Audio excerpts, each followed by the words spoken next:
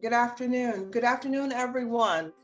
We are wrapping up, getting close to the end of this fantastic event here that uh, we're learning more about Africa and its protocol industry. And we hear from our next speaker here, Mr. Eric Moha. I hope I'm pronouncing that correctly. Yeah, I think so. Excellent. He is interested in diplomacy and is keen in pursuing a career that promotes diplomacy and international relations.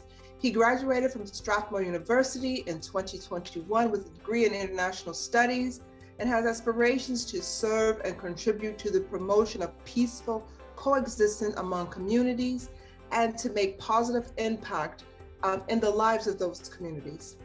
Currently, he is a Faith for Earth intern at UNEP and has been an author of VIP Special Edition and specialized writer for Protocol Today Consulting and Academy, and the Netherlands, The Hague, whereby he engages in writing articles for the magazine Global Mindset VIP Special Edition.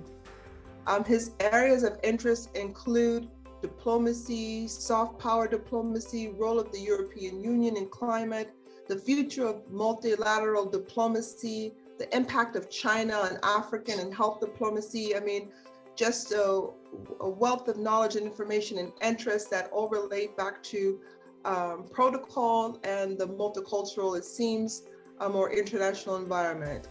Without further ado, I'd like to present to you Mr. Eric Moha, and his topic, the impact of China on African health diplomacy. Sir, the floor is yours. Thank you. Thanks a lot, Ladonna Mayers, for the introduction. Let me share my screen. I hope everyone can see my screen as we continue. Yes, we can. Yeah. Good. So I'll begin by saying that my topic is on the impact of China on African health diplomacy. So according to the World Health Organization, Africa accounts for a quarter of global communicable and non-communicable disease, mortality and morbidity burdens.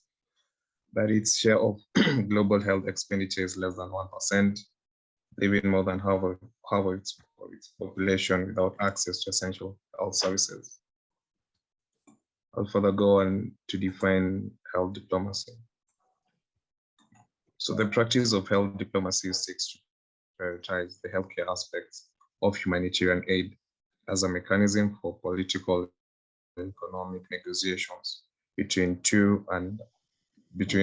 donor and recipient countries. Health diplomacy is defined as any healthcare activity with the underlying intention of improving political, economic, and cultural ties between donor and recipient countries in accordance with the donor state's foreign policy. Health crises are a major focus of context of global influence, especially in the global south, where such crises are most acute. This necessitates a focus on global health diplomacy arenas and the power struggles that emerge from them, including the often overlooked agency of African actors within these arenas. In the 19th century, economic and trade policies relating to maritime quarantines were some of the first examples of historical health diplomacy.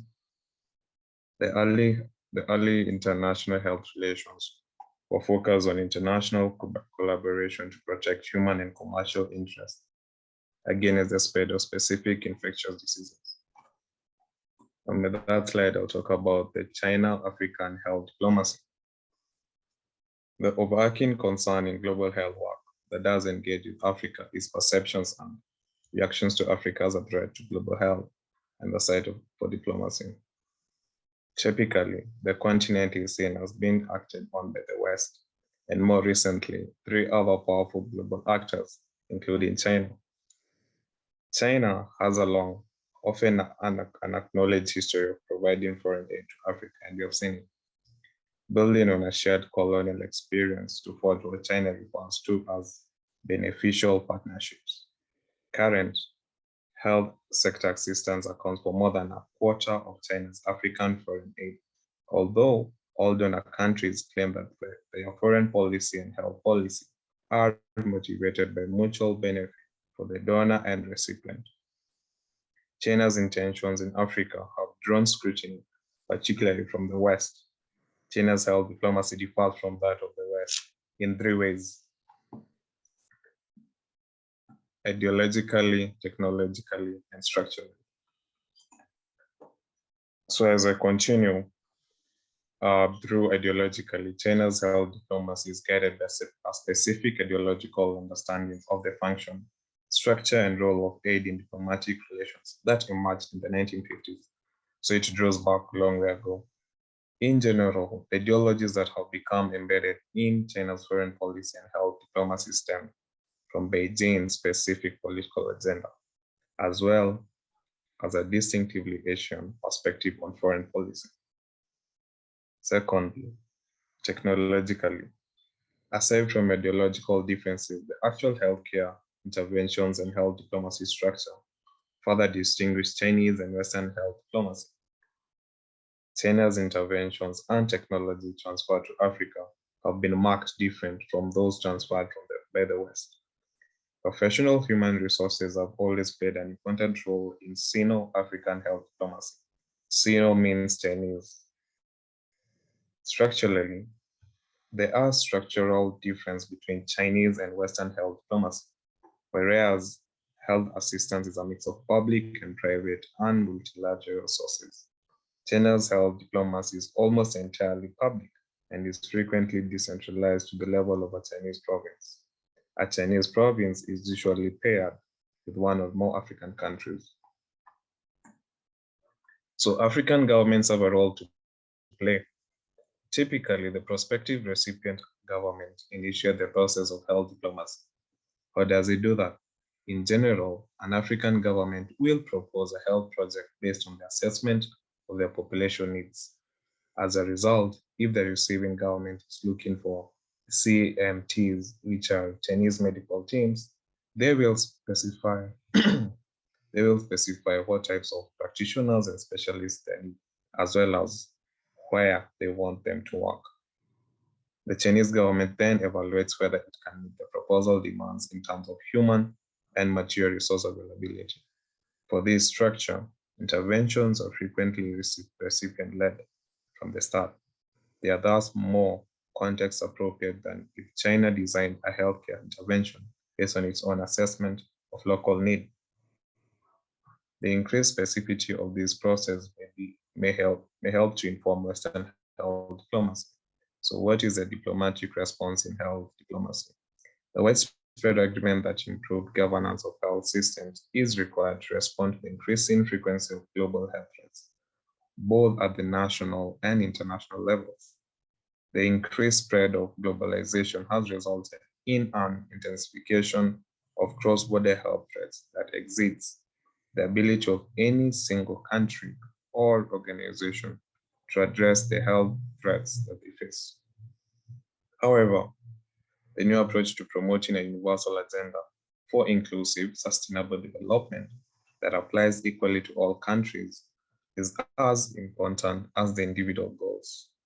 In this regard, the new goals are unique in that they call for action by all countries, rich and poor, to promote prosperity while protecting the environment, which was not the case within the MDGs. These are the Millennium Development Goals. Whereas health diplomacy is central to China's soft power, shadow diplomacy allows us to better understand how these newer global actors use global health diplomacy to consolidate their influence in Africa. That I'll finish with a case study, what the Chinese medical team has been doing in Malawi.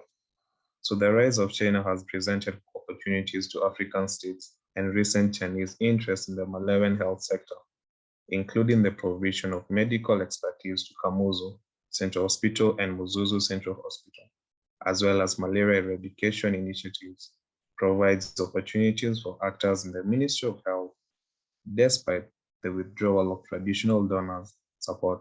The Beijing's consensus of non-interference and respect of sovereignty is appealing to African governments such as Malawi as a break from traditional donors tied aid, which includes prerequisites such as political liberalization or economic reforms. except for the one China policy. I'll also finish with In Wanying's words, who said, China is always willing and ready to help others. We have seen how Jack Ma, during the COVID period, he supported Africa. When our friends are in distress, we never sit by and do nothing. A case in point is our assistance to Africa during the Ebola epidemic.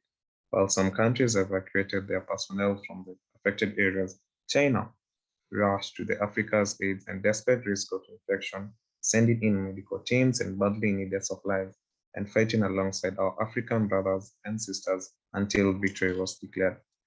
Thank you. That was my presentation.